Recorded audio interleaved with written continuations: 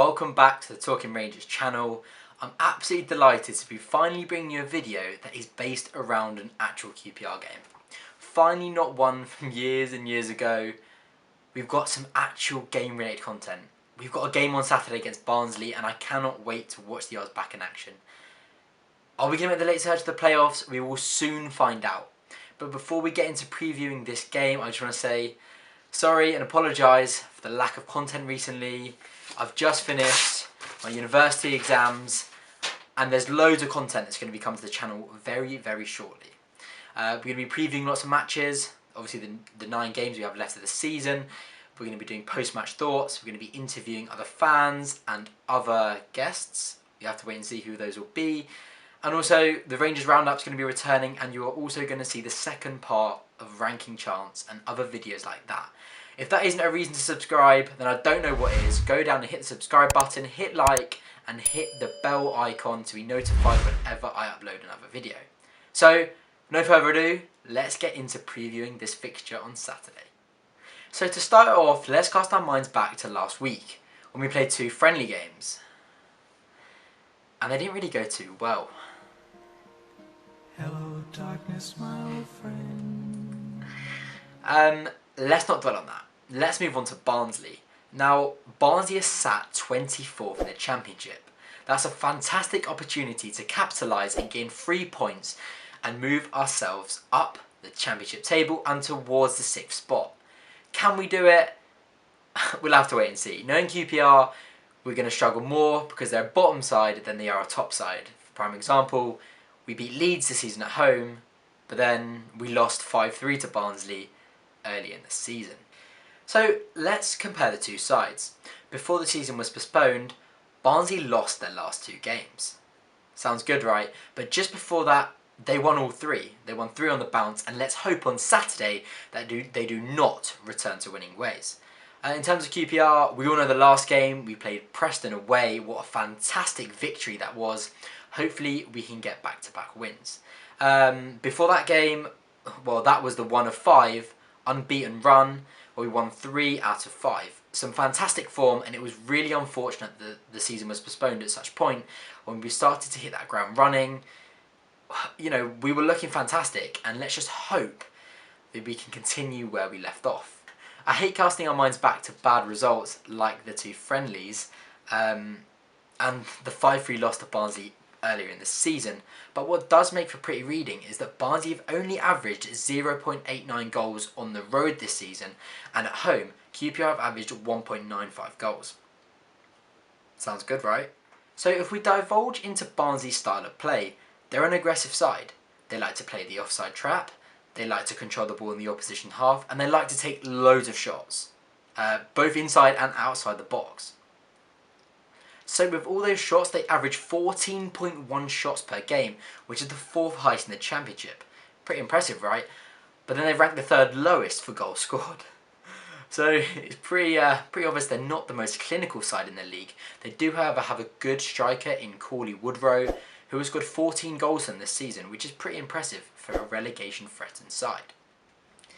So that's enough talking about Barnsley. Let's get on to how I think QPR will line up on Saturday. Firstly, I think Warburton will stick to the 4-2-3-1, which got us such great results at the tail end of the season before it was postponed. Obviously, it's not going to be an unchanged lineup because Pugh has left the club.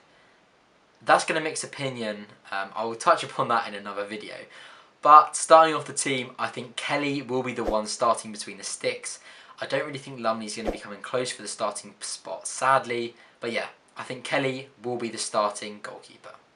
So at right back, we've now got 3 options. We've got Rangel, Kane and Kakai. Who do you think Warburton is going to choose? I think he's going to pick Rangel. For me, when all 3 of those options are fit, I do think Rangel is the best option. I think he's the best defensively and he still offers a lot going forward. That's what I think Warburton is going to choose. So an interesting one that's going to divide opinion is going to be what 2 centre-backs will start on Saturday. You've got Masterson, Barbe and Hall. Now, obviously with Tony Leishman gone to the German league, it leaves those 3. And with Hall coming out and saying that he opposes the resumption of the season and that he doesn't want to be included, surely it just leaves Barbe and Masterson. But then why have we seen photos of him at the training ground returning for training. If he opposes it and he's not going to feature, then why is he there? Do you know what? I wouldn't be surprised if Hall was in the matchday squad. I'm not sure he'll start, and personally, I think it will be Masterson and Barbet. Let me know what you think. At left back, we've got the options of Wallace and Manning. For me, Manning picks himself. He's been a phenomenal performer in the team this year, and I think it's pretty obvious that he will be chosen on Saturday. I would be surprised if Wallace was chosen. Another one that may divide opinion is the two holding midfielders sitting in that 4-2-3-1 formation. For me, Ball is one of the first names on the team sheet, but who's going to accompany him? Is it going to be Cameron or Amos?